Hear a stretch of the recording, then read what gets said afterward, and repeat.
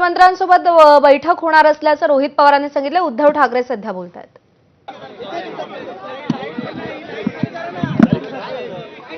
कोर्टाने योग्य निर्णय दिलेला आहे आणि त्या निर्णयावरती फक्त आपण समाधान न मानता लवकरात लवकर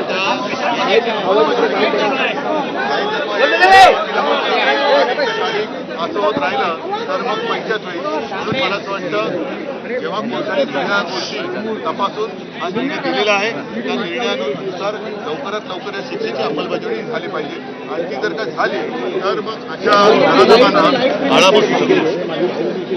thank you sir, thank you.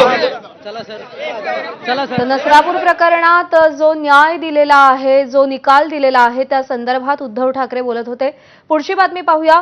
Devendra Fadnavis आणि आपल्यामध्ये दुसरेच गोंधळ घालतायत।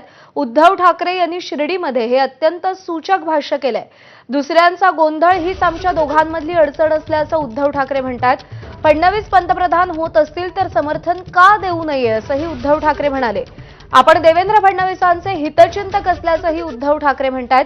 मी सोबत यावं की नाही ते उपरवाले ठरवतात असंही उद्धव ठाकरेंनी सूचक वक्तव्य केलंय।